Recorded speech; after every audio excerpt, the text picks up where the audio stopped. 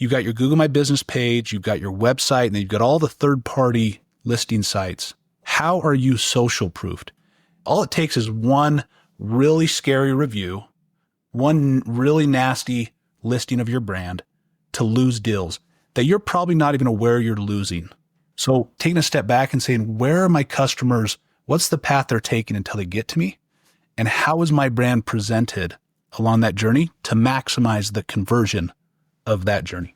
I've been excited about this conversation for quite some time. I really have been impressed with the business that you are about and the way that, I think I shared with you the way Best Company came into my purview as I was consulting with a company that was trying to figure out how to scale in the residential sector, in particular, how to address the customer service side of the dealer networks. And Best Company was presented as a way to increase reviews. So today we're going to talk a bit about that process of customer retention and how do you satisfy that customer in a way that elicits from them a heartfelt referral. And we know statistically that more than 50% of the business in the residential sector comes from referrals. What I learned from you is that more than 50% of referrals come from someone who's already done a referral. That's right. So that piece of the referral engine, I literally did a webinar, Landon, back with Solar Edge back in 2007 or 18 on the power of building a referral engine. So I feel like this is something that, and that was about the time you guys were starting. I didn't even know that you guys were around. So, I'd like to ask you in the outset, for those who are completely unfamiliar with the industry you're in, maybe you've been invited to a Thanksgiving, a Friendsgiving dinner with your wife, and nobody there really knows what you do. How do you describe the problem that you've set out to solve? Yeah, very good question. So maybe some quick history. My dad was a general contractor for 30 plus years, and he became a master of building things in the physical world. He could build a house, from the ground up. But when it came to marketing, specifically word of mouth marketing, my dad was just a lost soul. He didn't know what to do. Most home service companies are very, very good at what they do in terms of providing a quality service and product. But once they have a customer, getting the most out of that happy customer in a systematic way, referrals, reviews, video testimonials, whatever it might be, is just something that's either foreign to them or they don't have the resources to piece together the strategy to execute it. Mm-hmm. And so the problem we solve is, and then maybe one other point is the best person to drive the word of mouth marketing motion, asking for referrals, asking for reviews, is the rep that was in their home, the technician, the person who built a relationship with the homeowner. But those folks are moving on to the next job. Getting them to do that work, they don't have the time for it. They don't have the organization to do it. So it just doesn't happen. So the problem is there exists, this gap post-customer for home service companies of systematizing the word of mouth marketing flywheel of referrals, reviews, and reputation. Snowball comes in and solves that problem with a single platform that is done for you. Most home service companies, there's a lot of great softwares that are point solutions, but it's DIY. So we fill a gap that's done for you with the word of mouth marketing platform to automate that flywheel of word of mouth. Got it. So there's a gap in how to harness the happy customer vibe, let's call it, and redirect that energy in a way that those customers are not only incentivized, but happy to tell others about the experience they've had with you. Sweet. So then introduce me to Snowball and why Snowball is going to be able to solve the problem that we've just enunciated. Yeah, I'm glad you asked. Snowball fills that gap by really two things: bringing all of the point solutions into one single platform and then providing the service to make it done for you. These home service companies don't have the time to piece together that puzzle of point solutions and don't have the person to drive the car. So Snowball provides the solution to both. And as soon as a customer is generated by the company, Snowball kicks into gear and begins nurturing a conversation one-to-one with that customer for months and years a successful referral program takes time to earn the top of mind of the customer. And then it takes a delightful experience to give them confidence to refer their friends after, down the road. And so you've got to build that confidence. You got to nurture. That's what Snowball does. When you survey the landscape of contractors like your father,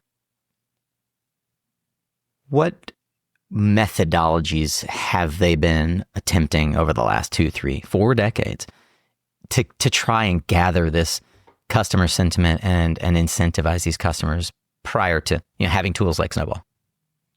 Yeah, some of them will deploy like direct marketing or legacy marketing, postcards, but most of them it's at the point of close. They'll ask one time. Yeah, whatever they can yield from that one ask. That's it. Beyond that, again, they're moving on to the next job. Yeah, which is typically the rep, right? Typically the rep. So what I heard you say is most contractors essentially outsource the role of referral to their sales agent. 100%. And the sales agent is neither incentivized nor driven to get that referral. That's right.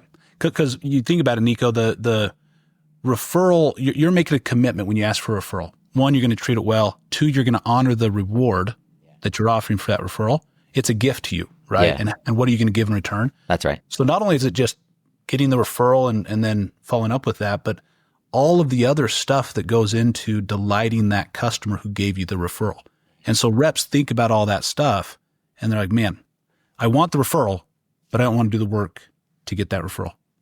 Because in your experience, how many times do you have to follow up to get those referrals into a productive state, which is essentially someone opening the door that you've knocked on?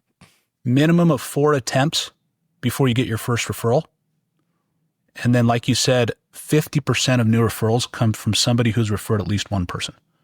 So it takes time to earn the top of mind, and then you have to delight them with the referral experience so they have confidence in the program that you're offering. Gosh, it seems to me, and this might be a slight rabbit trail here, but it seems to me that this is a mindset shift as well, though, for sales reps. Yeah.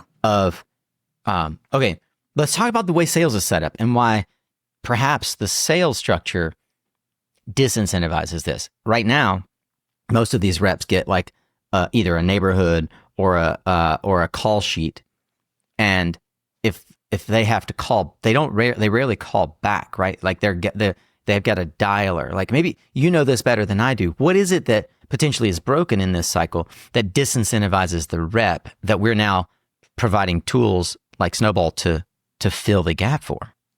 Yeah, I think it's all of the blocking and tackling post ask, right? So they're in the home, they can ask. A lot of the top reps will do that, right? And they'll get good amount of referrals in the home.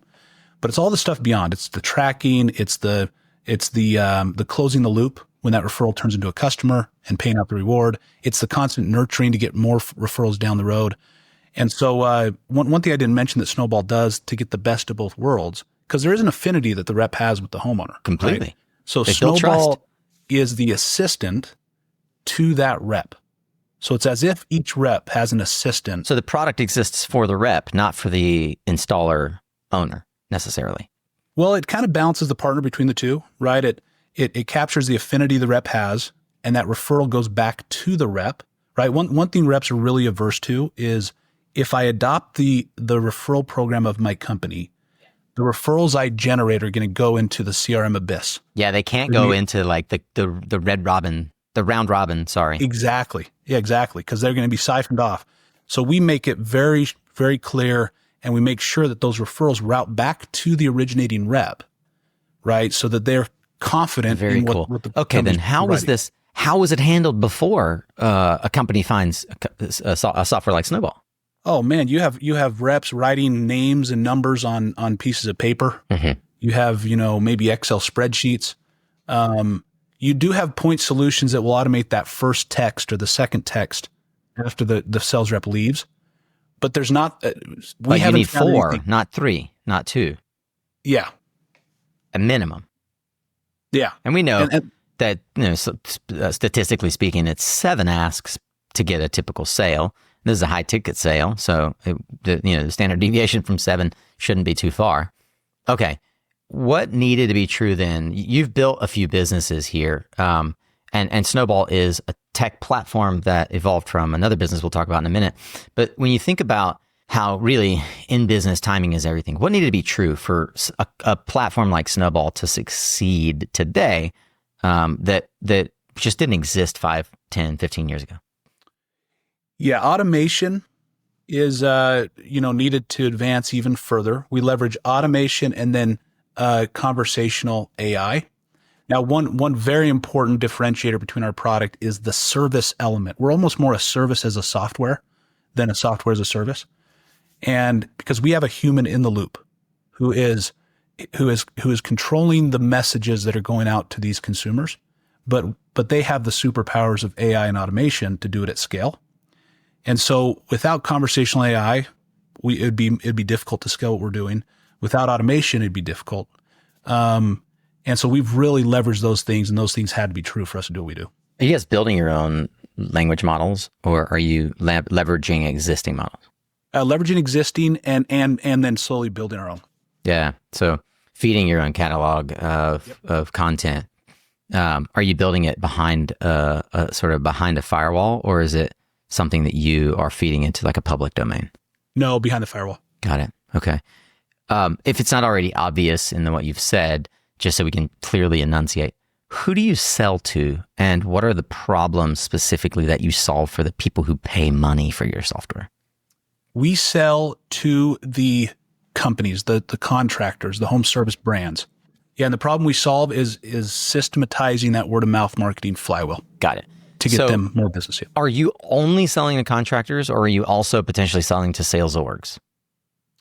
We sell through the company, so it's a top-down approach.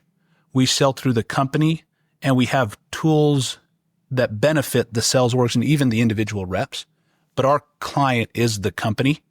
So if they employ a sales org that's an external contractor company, then they would potentially buy it on behalf of that org. Yeah, that's right. Now we do have, let me correct that. We do have some companies in the solar space who are only the sales side, who aren't fully PCs. And they are our clients as well. Yeah. Cool. Okay. So let's talk a bit about the differentiation, because I mentioned Best Company, and I discovered you guys through Best Company, which essentially is a reviews website, not unlike Yelp. So let's back up in time to 2016 when you had this aha moment, like there's a gap in how customers are being treated and how contractors are able to solve this problem of telling the world that their customer had a good experience. Talk to me a bit about the founding of Best Company. Yeah, I'm glad you asked. We love to tell the story of where we've come from and why it's led to what we're doing today. Before starting Best Company, we were running a customer acquisition agency from 2010 and on, affiliate marketing, SEM marketing. So we spent millions and millions of dollars per year with Google Ads, affiliates to buy leads. And in the course of doing that, we realized in talking to a lot of our customers, our clients, a lot of brands felt that their brand was held ransom by these pay-to-play review sites. Right. They felt it was a racket. They felt that the deepest pocket would get ranked number one. And so we thought to ourselves, you know what? The consumer deserves better.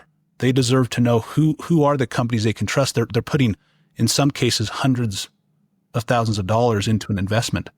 So they deserve to know who they can trust. Brands, the cream should rise to the top. Doesn't matter how big you are, how small you are. If you treat your customers right, a light should be shined on what you do. And so that was kind of the impetus to Best Company, is creating a platform that was transparent, that was centered on consumer sentiment, and that allowed the cream to rise to the top. We also didn't want the brands to feel like they were held ransom. So it wasn't a coercive business model. Everybody could win. Yeah. But that is the background of why we started what we did. Was a pain point we had heard from our clients that we were running customer acquisition for. Can you talk a bit about some of the results of, I remember that you guys have worked with a lot of the big names, Sunrun, SunPower, back when that was so relevant. and many others, I presume. Could you talk about conversion improvement that your customers saw when they started working with Best Company? Yeah, quality was phenomenal, right? Companies just wanted more of what we could send. Really, it was a question of could we give them the volume they wanted, and that was a little bit more difficult because we created a platform that wasn't focused on conversion optimization and monetization because we weren't pay to play, right? Pay to play by nature is you maximize your monetization of the traffic. Right. And so we are focused more on the product and the platform and the value we are delivering to consumers and brands. And so we were maybe lower volume relative to some of our competitors, but higher quality because you think about the journey, a consumer would go to Google and say, I'm looking for solar. Who's the best to use? They'd come to our platform and feel this transparent experience where they could research the brands. And once they found one they liked, they felt confident that was the right decision. Yeah. And so by the time a Sunrun or somebody got that customer lead, it was super high intent, closed at a high rate. And so anyway, that was the result. High quality. Do you have data on that conversion ratio that they were seeing? Just generalized, not like a Sunrun numbers or SunPower numbers, but like the generalized conversion rate they were seeing. And I'd love to know as compared with like some of the other alternatives they were utilizing. I don't have specific like percentages. What I do know though is we were consistently higher by 20 to 30%. Wow. In terms of conversion rate. The close rate, yeah. To the competition. That's impressive. You know, I always sort of thought that Best Company was pay to play. So I'd like for you to just help me understand the difference there because I learned about you guys through a pitch that you did to a company I was consulting with, and they used the SunPower example. And I felt like every time I went to Best Company's website, SunPower was like what seemed like at the top of the page or the top of the rankings. It sort of felt like they were paying to be up there. Mm-hmm. What was I misunderstanding? Yeah, so the scoring and the ranking, so the scoring informs the ranking, is public. We make it public how we score and what the algorithm is, and it's centered around consumer reviews. So it is true that companies that are bigger, if they commit to a customer experience that's positive, commit to generating reviews, they can drive their ranking on Best Company. But it was irrelevant to how much they were paying us or if they were paying us at all. So this was actually, over the years, we struggled to compete sometimes with our competition who didn't have that built-in barrier to monetization. And so we had times where we had a number one company in a category who wasn't a lead buyer, wasn't buying leads. And they were number one by merit based on their reviews. And so we couldn't launch. We couldn't run paid traffic in that category. And so we would try to identify who are the best that we can help them get reviews and encourage them to get up to the top. But we held ourselves accountable to that algorithm. And it was centered around customer reviews. I mean, it's really interesting for me that you came from affiliate marketing and then you built this sort of trap for yourself. Exactly. I mean, it's remarkable, honestly. It's such an honest attestation of the integrity behind the platform, because you knew at some point you knew like, wow, the decision we're making, the choice we're making means that we can't do what we're good at. Right. And you can't make as much money as the competitors are. And one solution to allow us to compete online is we created the equivalent of what Google has with sponsored listings, right? So we made it super clear. We'd have a separate page that these companies, and to be included in the sponsored listing, you had to meet a certain threshold of reviews, right? We had to know you were a good company based on your customer reviews. So once you pass that threshold, you could be included in the sponsored listing. And that was more focused on monetization, but as a separate page, is very clear and disclosed. This is sponsored. I'd love to hear any growth metrics. Where many listeners are entrepreneurs, and they're going to be wondering, well, if you hamstring yourself, like how was the growth? Was this spin out of Snowball, like out of need or some other thing? But like, could you talk a bit about like if you raised money, how you went about that, and kind of how you got the business to the stage it was when you decided to spin out Snowball? Like, give me some of those milestones.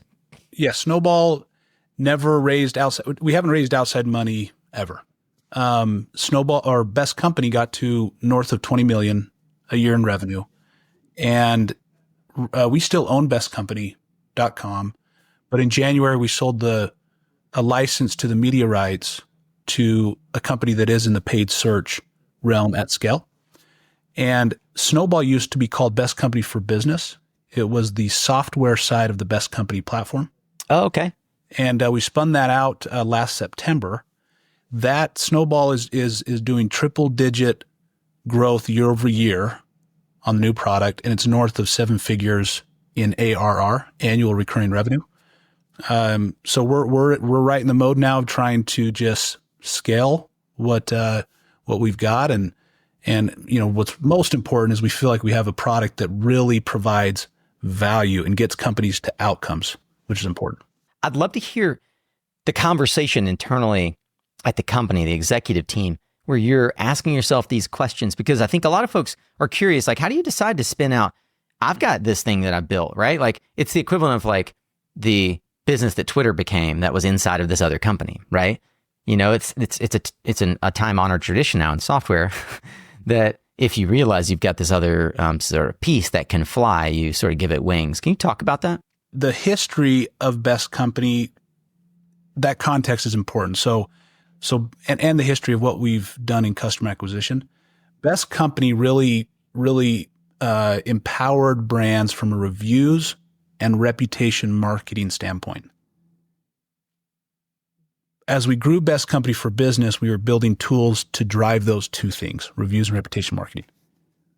We got to a point where we had another aha moment of we know customer acquisition. We know how to generate leads and all the blocking and tackling that goes into that, tracking, attribution, payment, closing the loop, all that stuff.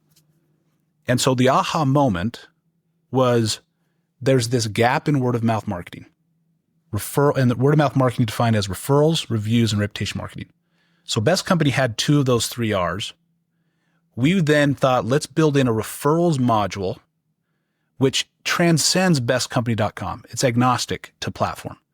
And so once we built in that referrals module into the Best Company for Business product, which it was at the time, we said at that point, that's our catalyst now to jettison this out as a standalone company, because it transcends, it's agnostic to just the bestcompany.com platform. Now it's deeply integrated, but it's also can generate Google reviews. It can generate reviews to Yelp. It's just agnostic to platform now.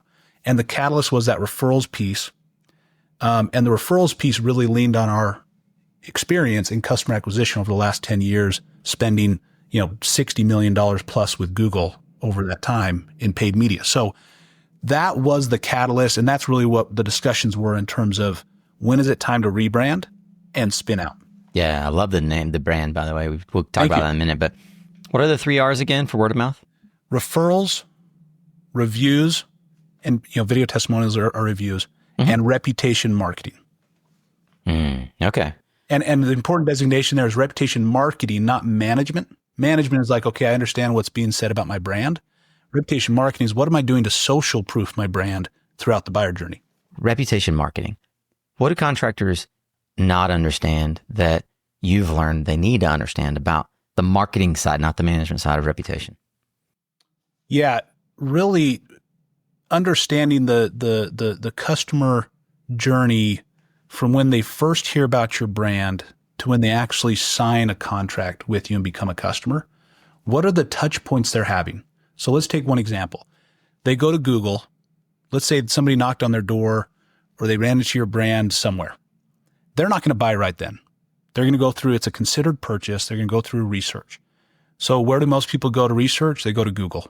I want to hear, is this brand social proofed? Can I trust this brand?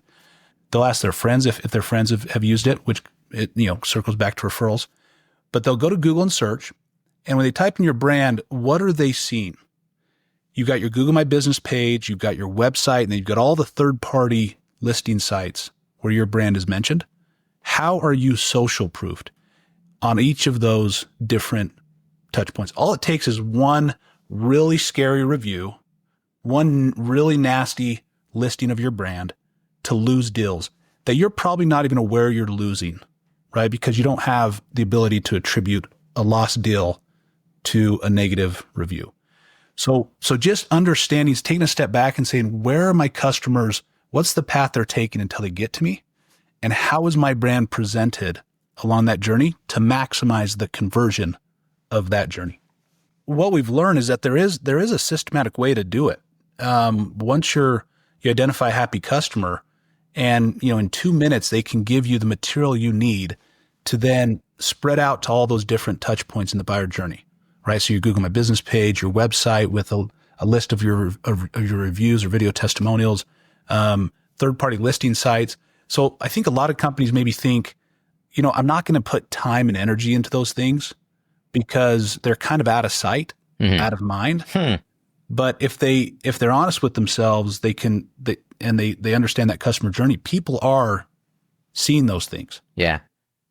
The cool thing is, like, I kind of look at this as like webinars where you tell people how to do it and then they hire you anyway because they know they don't have time to do it. my understanding is, so I heard you say Google My Business, right? I find that most contractors ignore that most low-hanging fruit, like the simplest thing that their 12-year-old could have done for them, which is fill out a Google My Business.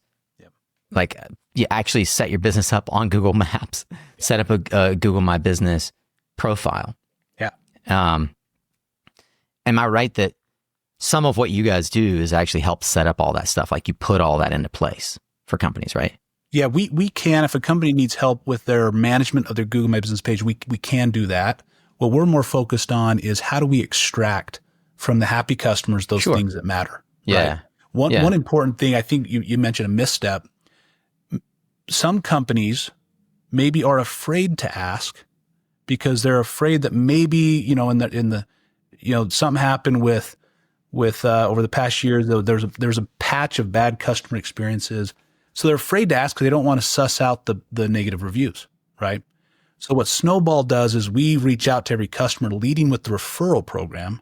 And through that, we can identify who are the happy customers, who aren't. And then we'll ask for reviews and video testimonials from those that indicate they're happy or they're an advocate. Yeah. Do you guys do only video testimonials? So written reviews and video testimonials.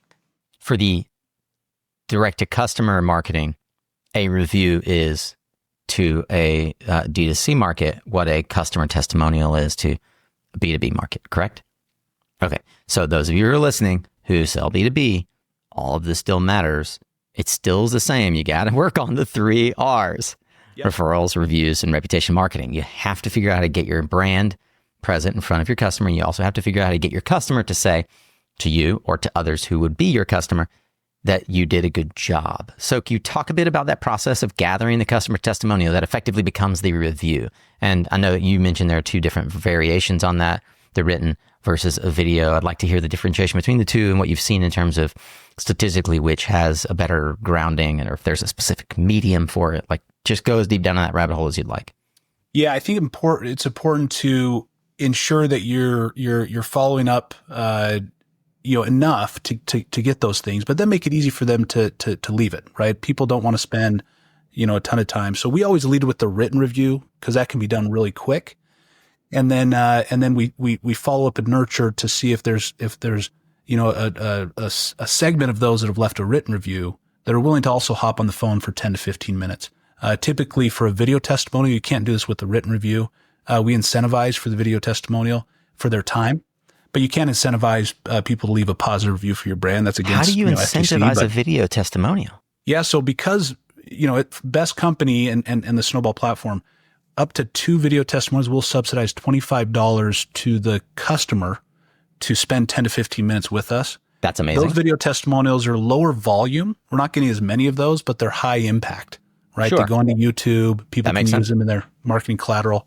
But yeah, we'll pay them. We'll give them a gift card for 10 to 15 minutes of their time. Let's talk about referrals as a business driver and why, why contractors in home services need to consider using a software platform to help manage it.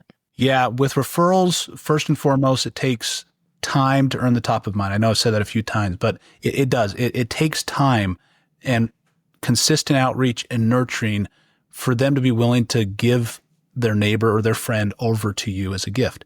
Yeah. And so time and energy in the outreach, and then all this blocking and tackling. I know I've said that too a few times, but it goes into the program, right? Where you need to make sure that the experience of the referral program meets the standard of the experience they've had with your service. If it doesn't, you run the risk of turning an advocate into a detractor because the referral experience was subpar. Yeah. So tracking, keeping them updated on how the referrals are doing, making sure it's easy for them to collect the reward when their referral turns into a customer. All of that stuff, the engine Snowball provides, and it's why it's important to have a software. And then the outreach side of it to get the referrals. And once you kind of have both of those running in parallel and in tandem together, you create that snowball effect that over time. Bring it in. I knew you were going to use it. I love it. It's so perfect. I mean, that's the name of the business. That's right. Right? Because it really does take a lot of intentional effort to get that top of mind with the consumers. It's not just, as you've said to me before, it's not just one ad and one follow-up. What's impressive to me is that you've talked to over 300,000 homeowners. Yeah. Does that mean that you've actually physically gotten on the phone and talked to them? So most of it's over text. Some on the phone, but most over text. And then we also do email. Mm-hmm. Amazing. And since our last discussion, that's probably up to 350,000 or even close to 4,000. So how many are you doing a month? Customers? No, I mean like touch points like that. Yeah, I mean, because they're ongoing conversations, really that's the amount that we're talking to monthly. Amazing. That's amazing. So I've said the word home services a lot, and I say that because I know that you're not only focused on solar. How did it occur to you guys back originally in the Best Company days to focus on solar? Because I think the Best Company is not only focused on solar, you've got different verticals. Like, why solar as a vertical?